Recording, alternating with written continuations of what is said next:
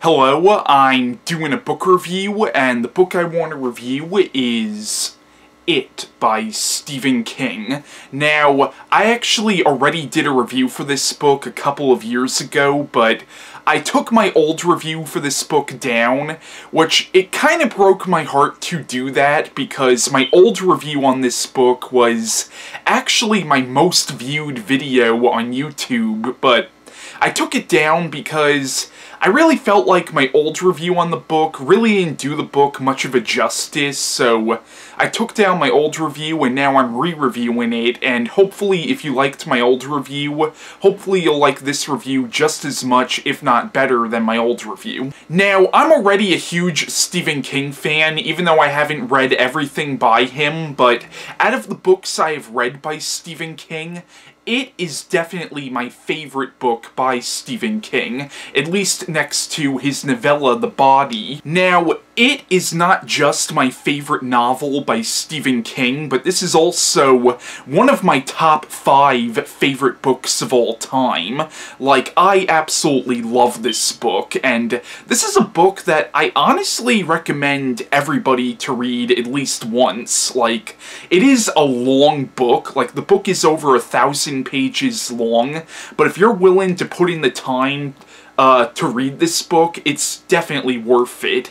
It is actually a really, really good book. Now, it was published in 1986, and this is held by a lot of Stephen King fans to be one of his best novels, at least next to The Stand. Like, a lot of Stephen King fans say that both this book and The Stand are like his 2 best works, and once again, I personally like this better than The Stand. Like, honestly, this is my favorite book by Stephen King, as I just said. Now, it is often referred to as a horror novel, which it is definitely a horror novel, but in my opinion, calling this book just a horror novel really doesn't do the book a justice at all.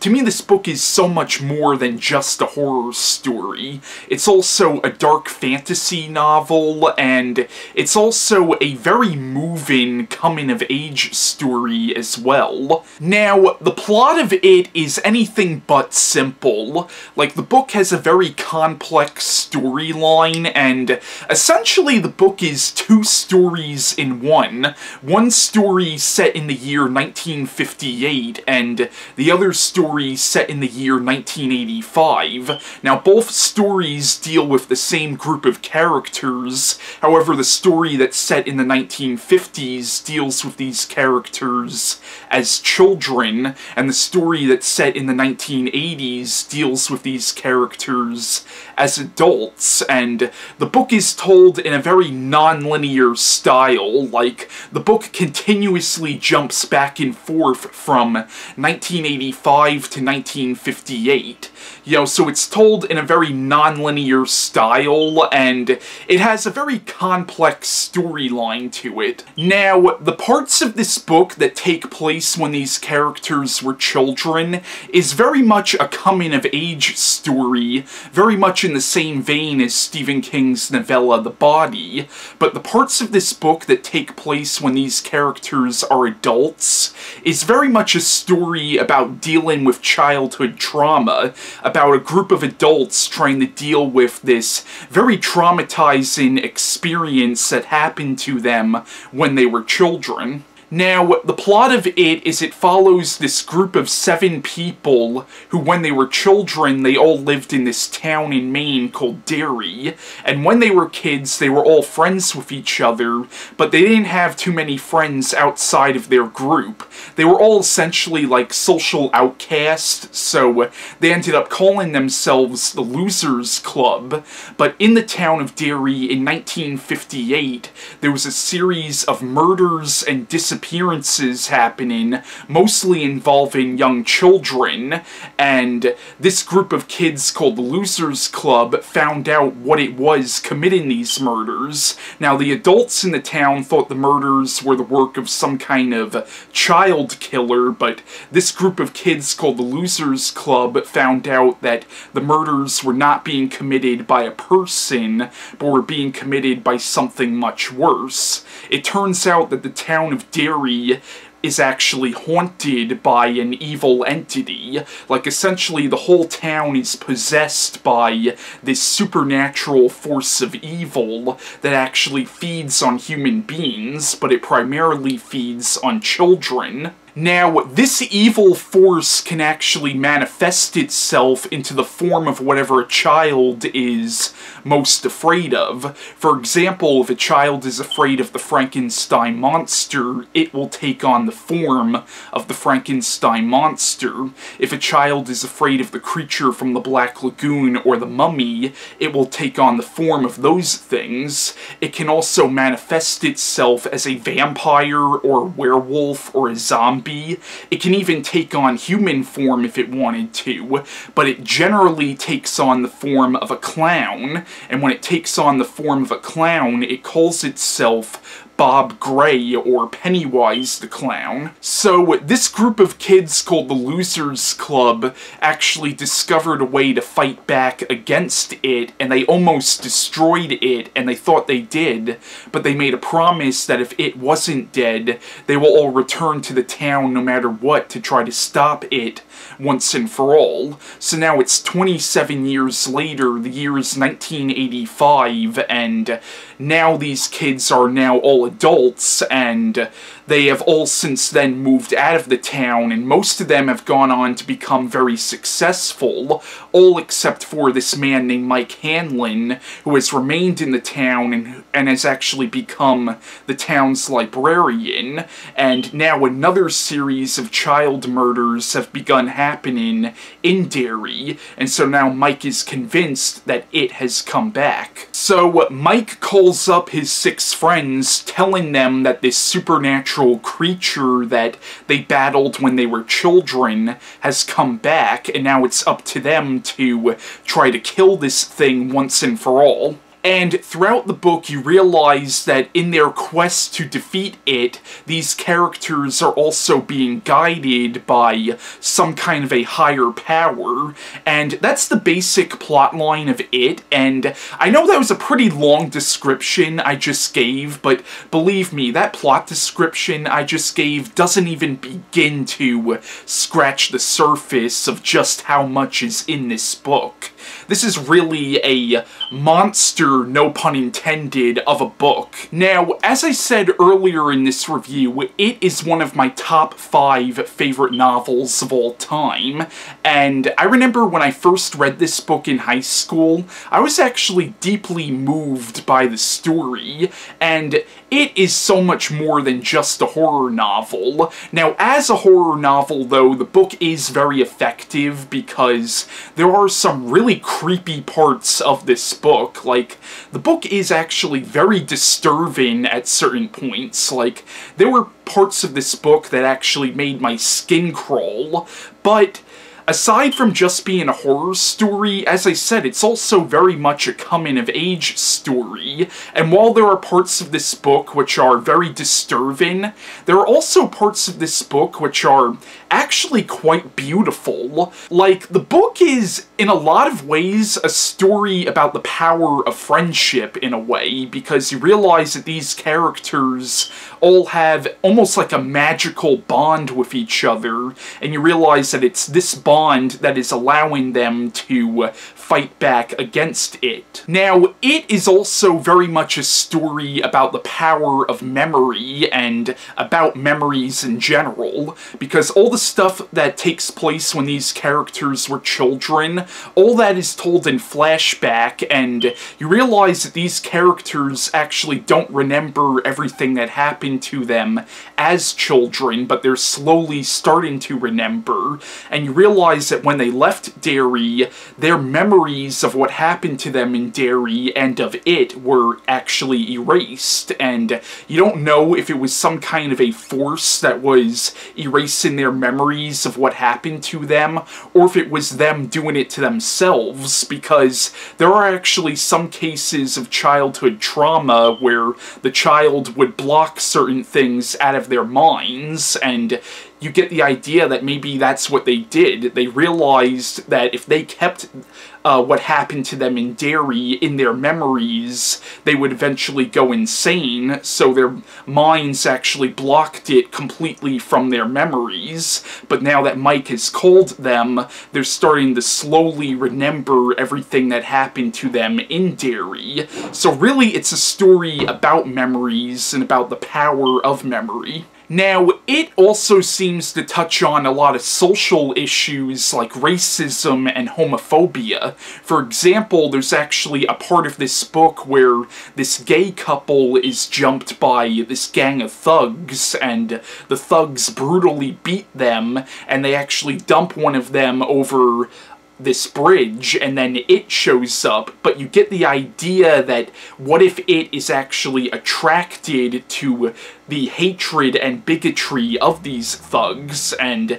that's why it shows up. And also, in this book, you have the character of Mike Hanlon, who is black, and in the parts of this book that take place in the 1950s, you get a real sense of a lot of the racial tensions that went on in the 1950s, and you realize that Mike Hanlon's family is the only African-American family in Derry, and you realize that they do get some crap from some people because of the fact that they're African-American.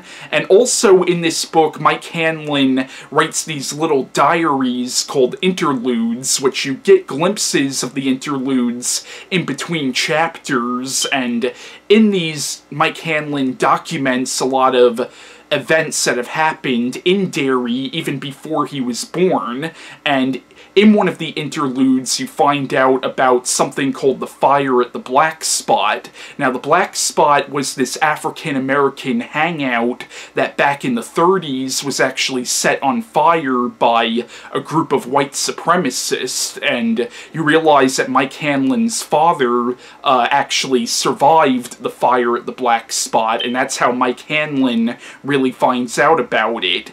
And you get the idea that, like, basically in the book, you realize that there's a lot of ugliness in the town of Derry coming from the people. Like, there's a lot of people in Derry who are genuinely bad people, and you get the idea that maybe it is somehow causing these people to be as bad as they are, but it could also be the reverse. Maybe the reason it is so powerful in Derry is because of the hatred and prejudices of the people who live in Derry, and you get the idea that the same way it feeds on the fears of the children in Derry, it might also feed on the hatred and prejudices of the adults in Derry. So there is some social commentary in the book. Now, in the book, it is eventually revealed where it came from. I don't want to give away where it came from or how the main characters find out where it came from, but even when you find out where it came from, it's still left very ambiguous as to what it actually is, and I'm not going to say where it came from. All I'm going to say is you realize that it has been around a long, long time, even before the town of Derry was actually built. Now, even though it is considered to be a horror novel, and it is definitely a horror novel, I would argue that it is just as much a dark fantasy novel as it is a horror novel, especially towards the end of the book.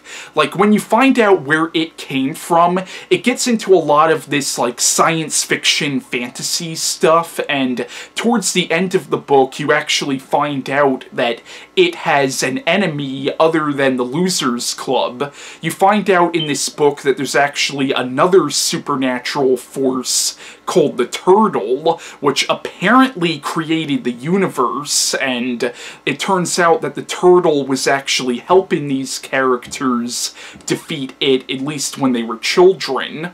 Now, it is also very much a story about fate and about destiny, and it also kind of makes you question the idea of free will, because you realize that these characters were being aided by this being called the Turtle when they were trying to defeat it as children, and you start to wonder, like, how much of them fighting it was actually them, and how much of it was the Turtle actually working through them. So it does kind of make you question the idea of free will. Like, did these characters really have free will, or were they just being used as pawns by the Turtle? Now, there are actually two human villains in the story. One is a character named Henry Bowers, who... Now, when these characters were children, Henry Bowers was a bully who used to bully these kids, and at first glance, Henry Bowers appears to be like your typical bully, but as you start to read more into this character, you realize just how psychotic Henry Bowers really is. But Bowers is not an entirely unsympathetic character, because you realize that he's actually the victim of child abuse, and he suffered a lot of abuse from his psychotic father. Another villain in the story is a character named Tom Rogan. Now, in the book, there's a character named Beverly, who you realize was married to this guy named Tom Rogan, and Tom was extremely abusive towards Beverly, and you realize that aside from being a misogynistic pig, Tom was also completely psychotic, and really did kind of... he abused Beverly both physically and verbally, and what happens is when Beverly is called by Mike, she also leaves Tom and leaves for Derry, and without giving too much away, Tom does end up following her to Derry, but I don't want to give away too much about what happens there. Now, it is very much a character-driven story. Like, I would argue that it is more about the characters than it is so much about the plot. Like, this is very much a character study on each of the main characters, and every character in this book seems to have his or her own backstory to them. Even some of the minor characters as well seem to have his or her own backstory to them. So it's the characters that really make this story, and you really get to know these characters for better or worse, and you really get to know the main characters of the book, both as kids and both as adults, and you start to see a lot of the parallels between their lives as children and their lives as adults. Now, in the book, the leader of the Losers Club is a character named Bill, who is a similar character to the character of Gordy LeChance from The Body, and you realize that when Bill became an adult, he became a horror author, and you could tell that Stephen King definitely based the character of Bill loosely on himself. Like, the character of Bill in this book is kind of semi-autobiographical in a way, but Bill actually has kind of a personal vendetta against it, because you realize that Bill's younger brother George was actually killed by it, and you realize in the book that Bill's parents kind of take George's death out on him. Like, they, as Bill sees it, they kind of stop talking to him, and it's actually really heartbreaking, some of these scenes, like, between Bill and his parents, and you really feel the coldness between Bill and his mother and father because of George's death, and, you know, it's actually really heartbreaking, and there are certain points in the book where it tries getting to Bill by taking on the form of George and saying that it was his fault that George died. Now, I loved all the main characters of this book, like Bill, Stan, Ben, Beverly, Eddie, and Mike, but honestly my favorite character in this book is actually the character of Richie Tulser. I just always loved that character. Like, there's something about him I really love, because he's such a hilarious character, because even in the face of something like it, he still says says all these, like, wise-ass comments. He's just a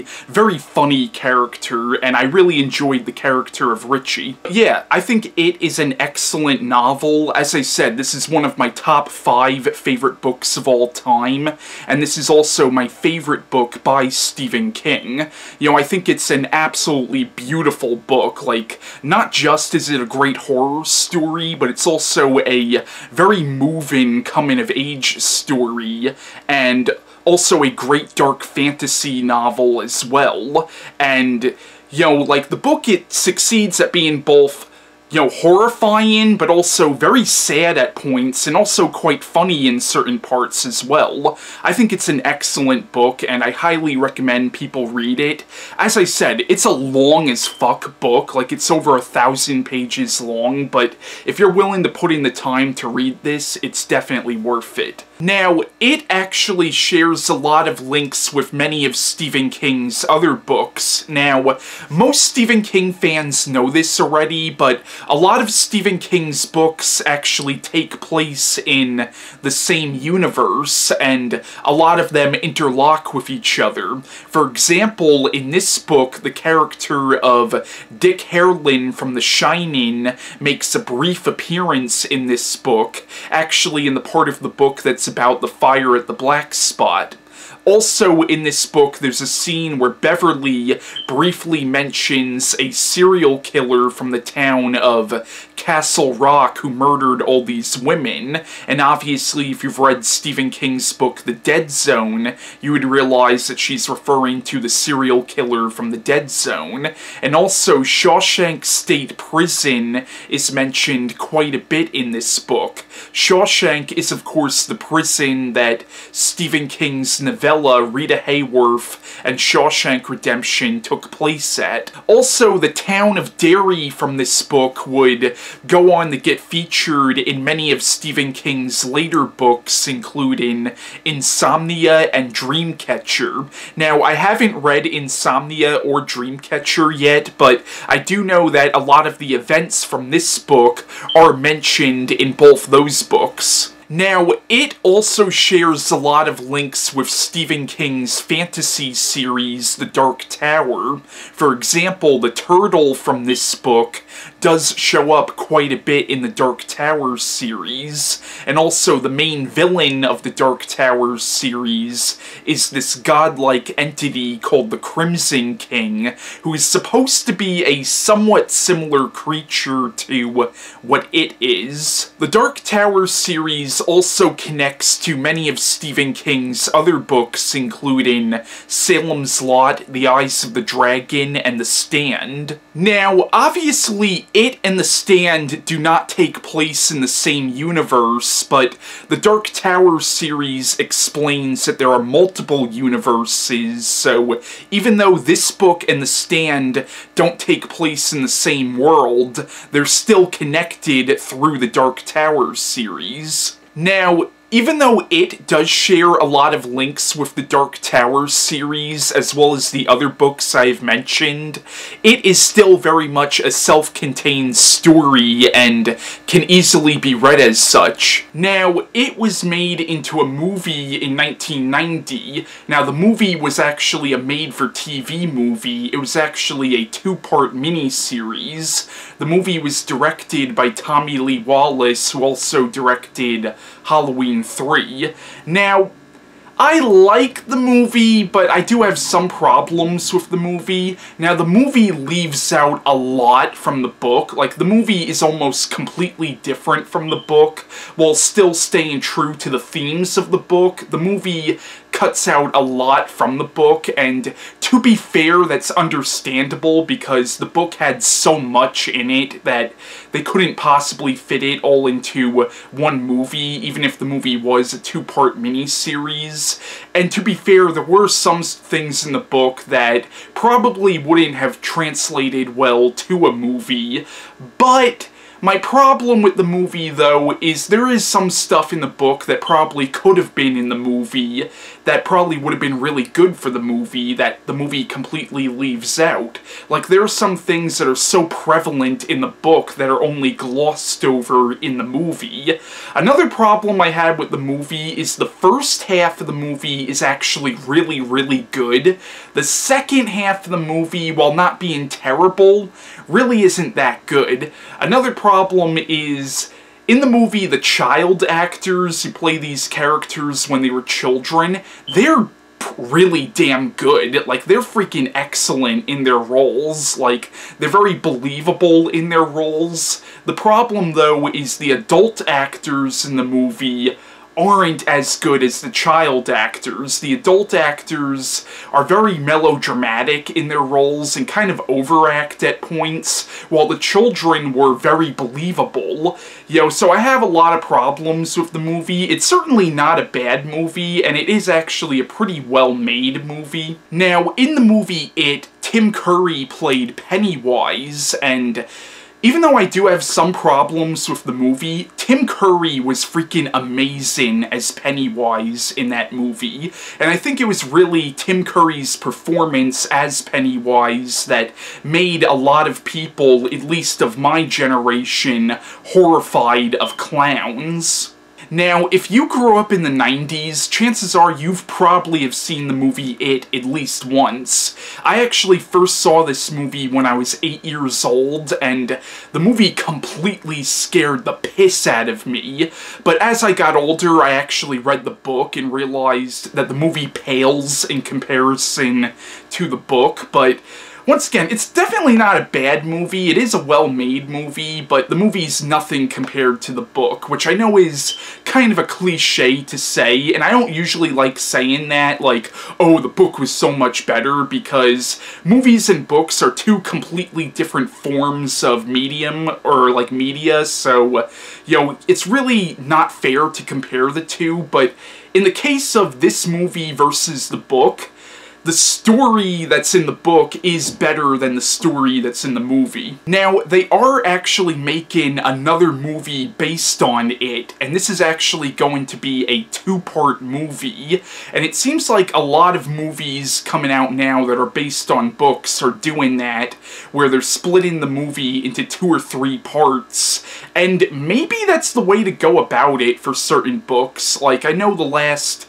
Harry Potter movie was split into 2 parts, and I know this Hunger Games movie that they're coming out with, the first part I think has already come out already, but like they're coming out with the second part of that, so a lot of movies coming out now that are based on books that are really long are splitting themselves into 2 or 3 movies, and I know what this Stand movie that they're coming out with is also apparently going to be 4 movies, actually. And once again, maybe that's the way to go about it for certain books. My biggest worry, though, is they're going to start doing that for books that really don't need to be 2 or 3 movies. Never mind. Now, I'm definitely interested to see how this new It movie, or movies, turns out, and the guy they got to direct it is apparently a really good director. He also directed the show True Detective, which I'm ashamed to admit I haven't watched yet, but I'm told it's a really good show. But I'm definitely interested to see how this new It movie turns out. I'm mostly interested in what the casting for the movie is going to be, but so far, or at least I haven't seen any articles yet about who's going to be in this new It movie. So far, I only got who the director's going to be, but I'm definitely interested to see how it turns out. But yeah, that's my review on It by Stephen King, and bye.